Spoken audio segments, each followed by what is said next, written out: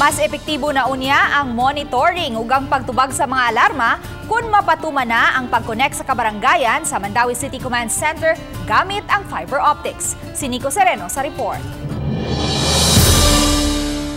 Gipahibaw ni Attorney Jamal James Calipayan nga nakagahina ang kagamhanan sa dakbayan sa Mandaue ug 60 milyones pesos alang sa proyektong underground cable. Sa underground cable mo ay lubngan sa linya sa mga fiber optics nga mo mo connect sa Mandaue City Command Center sa tanang kabarangayan. Sa proyekto, mamahimo ng high-end ang mga CCTV monitoring sa Mandaue City Command Center nga mamahimong maka-close up sa kadalanan kung diin nahitabo ang aksidente. Underground ang tanang fiber optic cables na to, ang last kilometer or last mile ra ang ato ang ipasaka.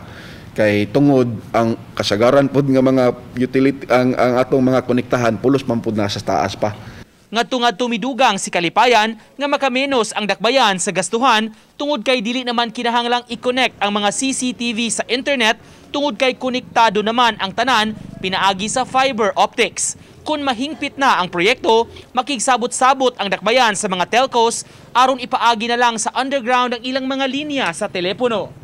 Usa sa bintaha nga nakita ni Calipayan sa underground cable nga kung dunay bagyo nga mukuso-kuso, dili maapektuhan ang koneksyon, itandi karon nga nagbitay ang mga kable sa poste. Sa tigom sa Technical Infrastructure Committee kagahapon sa buntag, gipahibaw sa opisyal ang underground cable sa mga representante sa telco. Magbutang kita og utility box na nga dito na mo connect and then from there dito na mo connect sa building. Uban ni Godfrey Relien, Nico Sereno, Balitang Bisdak.